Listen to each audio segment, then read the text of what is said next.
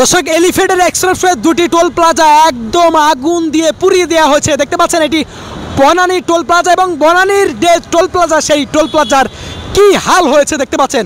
পুরো toll plaza কিন্তু পুড়ে ছাই হয়ে গিয়েছে এবং আগুন দেওয়া হয়েছে। গত 18 তারিখ কিন্তু এখানে আগুন দেওয়া হয় এবং বিক্ষুব্ধ জনতা কিন্তু এই টোল প্লাজায় আগুন দেয় এবং শুধু এখানে নয়, বনানী এবং মহাখালীর দু টোল প্লাজায় কিন্তু আগুন দেওয়া হয়েছে এবং দুটি টোল প্লাজায় কিন্তু একেবারে আগুনে পুরো ছাই হয়ে গেছে, যার কারণে কিন্তু এলিফ্যান্টের এক্সপ্রেসওয়ে পুরো বন্ধ রয়েছে, যার কারণে কিন্তু তীব্র যানজটও আমরা রাজধানীতে দেখতে পাচ্ছি। একটু যদি জানিয়ে রাখতে চাই যে গত 18 তারিখ এবং 19 তারিখ কিন্তু এই দুটি টোল প্লাজায় অগ্নিকাণ্ডের ঘটনা ঘটে এবং এখানে যে নিরাপত্তা কর্মী ছিলেন তার সঙ্গে কথা বলছিলাম, তিনি জানাচ্ছিলেন যে গত 18 তারিখ কিন্তু রাত 8টার দিকে কিন্তু এখানে কয়েকজন মানুষ এসে আসলে তারা প্রথমে ঢিল ছুঁড়ে এবং পরে কিন্তু এখানে যে পেট্রোল দিয়ে কিন্তু এখান থেকে নিয়ে পেট্রোল দিয়ে কিন্তু আগুন ধরিয়ে দেওয়া হয় এবং প্রায় 1 ঘন্টা নাগাদ টানা কিন্তু আগুন জ্বলতে থাকে এবং যার কারণে কিন্তু দেখতে পাচ্ছেন কি অবস্থা হয়েছে বনানীর এলিফ্যান্টের এক্সপ্রেসওয়ে টোল প্লাজা পুরো কিন্তু ছাই হয়ে গিয়েছে, একেবারে ধ্বংসাবশেষ এখন দেখা যাচ্ছে এবং এখন কিন্তু এখানে পুরো এলিফ্যান্টের এক্সপ্রেসওয়ে বন্ধ করে রাখা হয়েছে।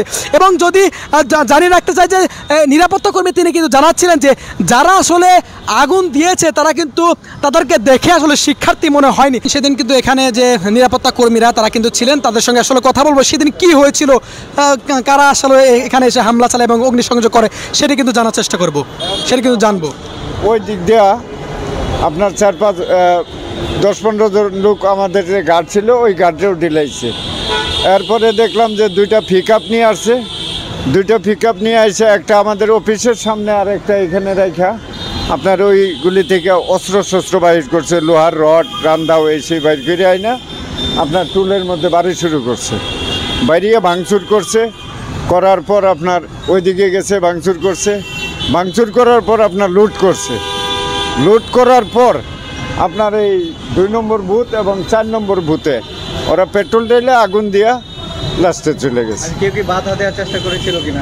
না, বাধা দেওয়ার মতো কেউ চেষ্টা করে নাই। কতজন মানুষ মানে ভিতরে ঢুকছে 20-25 জন, বাহিরে অনেক লোক ছিল, কিন্তু সাইডে কোনো পুলিশ বা প্রশাসনিক কোনো লোক ছিল না। আচ্ছা, তারা কারা ছিল আপনারা কোনো আইডেন্টিফাই করতে পেরেছেন? না, এটা পারি নাই, তবে আমার মনে হয় যে এগুলি ছাত্র ছিল না, অন্য কেউ হইতে পারে, কোনো ছাত্র, হ্যাঁ কোনো ছাত্র সংগঠনের কোনো ছেলেপেলে আমার মনে হয় না। আপনার চোখে আসলে কি পরিমাণ ক্ষয়ক্ষতি দেখেছেন বা তাদের আচরণ কেমন ছিল? তাদের আচরণটা তো ভয়াবহ ছিল, মানে ওদের সামনে দাঁড়ানোর মতন কোনো পরিস্থিতি ছিল না। আমরা যেহেতু নিরাপত্তায় ছিলাম তখন আমাদের নিজেরই নিরাপত্তা ছিল না, তখন আমরা যেদিকে পাইছি ওই দিকে রাস্তা দিয়ে ছোটাছুটি করে মানে ভাগছি। এটা আসলে কবে এবং কখন নাগাদ শুরু হয়? এটা শুরু হয়েছে আপনার 8টার সময় তারা আসছে, ফার্স্টে আইসা ঢিলানি শুরু করছে, এরপরে ঢিলে আমাদেরকে সরাই সাথে সাথে ভাঙচুর, আবার সাথে সাথে লুটপাট, তখন আগুন দেয় আপনার 8টা 20 মিনিটে আগুন দেওয়া যায় 2 নম্বর বুথ এবং 4 নম্বর বুথে, দেওয়ার পরে এগুলি থেকে আগুন ছড়াইয়া পুরাটাই পুরিয়া ছারখার হয়ে গেছে। এই পর্যন্তই মনে করেন 1 ঘন্টার মতো পুড়ছে, পুরিয়া শেষ হয়ে গেছে। কি লুটপাট করছে কি?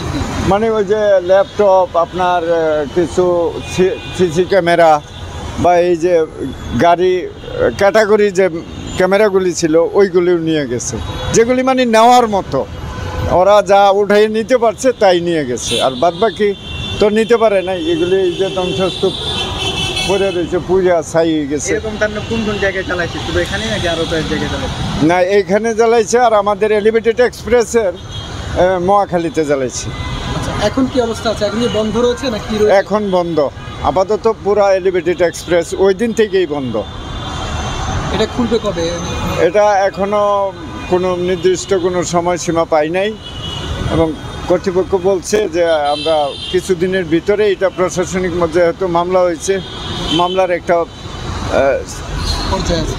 মামলার পর্যায়ে আছে, ওইখান থেকে কোর্ট থেকে যে রায় আসবে, রায়ের পরে আর কি এটা পরিচালনা করবে। দর্শক শুনছিলেন, তিনি জানাচ্ছিলেন এখানকার নিরাপত্তা কর্মী, তিনি কিন্তু পুরো একেবারে সচক্ষে সেই ঘটনা কিন্তু দেখেছেন এবং তিনি জানাচ্ছিলেন এখানে কয়েকজন বিক্ষুব্ধ জনতা এসে কিন্তু এই প্রথমে যে ঢিল ছোড়া, সেই ঢিল ছোড়ার মাধ্যমে কিন্তু এখানে হামলা চালানো শুরু করে এবং তারপরে কিন্তু এখানকার যে পেট্রোল ছিল এবং তারপরে কিন্তু আগুন ধরিয়ে দেয় এবং সেই আগুন আস্তে আস্তে জ্বলতে জ্বলতে কিন্তু পুরো টোল প্লাজা পুরে ছাই হয়ে গিয়েছে। কি দৃশ্যপট হয়েছে দেখতে পাচ্ছেন, পুরো টোল প্লাজা অর্থাৎ এলিভেটেড এক্সপ্রেসওয়ে যে বনানী টোল প্লাজা, সেই টোল প্লাজার চিত্র। এমন কি ধ্বংসাবশেষ হয়েছে এবং কি পরিমাণ আগুন দেওয়া হয়েছিল, কি পরিমাণ আগুনে পুড়েছে সেই দৃশ্যপট কিন্তু এখন দেখলে একেবারে পরিষ্কার সেটি কিন্তু দেখতে পাচ্ছি। এবং যে নিরাপত্তা কর্মী ছিলেন তিনি কিন্তু জানাচ্ছিলেন এখানে যে আসলে কারা আসলে আগুন দিয়েছে এমন সুনির্দিষ্ট তথ্য তাদের কাছে নেই, কিন্তু তার কাছে দেখে মনে হয়েছে যারা আগুন দিয়েছে তারা আসলে শিক্ষার্থী নয়। তিনি কিন্তু জানাচ্ছিলেন, তার মুখ থেকে কিন্তু শুনছিলেন। এবং দেখছেন এই যে বনানী টোল প্লাজা এবং এলিভেটেড এক্সপ্রেসওয়ের দুটি টোল প্লাজা, একটি বনানী এবং একটি মহাখালী, এই দুটিতেই কিন্তু আগুন দিয়েছে এবং যার কারণে কিন্তু পুরে ছাই হয়ে গেছে। এবং এখানে যে যন্ত্রাংশগুলো ছিল, যে ল্যাপটপ ছিল, সেটি কিন্তু লুটপাট করা হয়েছে সেটি কিন্তু জানাচ্ছিলেন। এবং এলিভেটেড এক্সপ্রেসওয়ের যে প্রকল্প পরিচালক এইচএম সাক্ষাৎ আক্তার তিনি কিন্তু জানিয়েছেন এই যে দুটি টোল প্লাজার যে ভাঙচুর এবং অগ্নিসংযোগ করার কারণে কিন্তু প্রায় 50 কোটি টাকার যে ক্ষয়ক্ষতির পরিমাণ সেটি কিন্তু ধারণা করা হচ্ছে, সে পরিমাণ ক্ষয়ক্ষতি হয়েছে। এবং তারা কিন্তু মামলা দায়ের করছে। মামলার পর আসলে কবে নাগাদ এলিভেটেড এক্সপ্রেসওয়ে খুলবে সেটি নিয়েও কিন্তু এখনও অনিশ্চয়তা রয়েছে। এবং দেখতে পাচ্ছেন কি হাল হয়েছে এই এলিভেটেড এক্সপ্রেসওয়ে টোল প্লাজা। এবং দেখতে পাচ্ছেন এই বনানী টোল প্লাজা একেবারে পুরো টোল প্লাজা ছাই হয়ে গিয়েছে।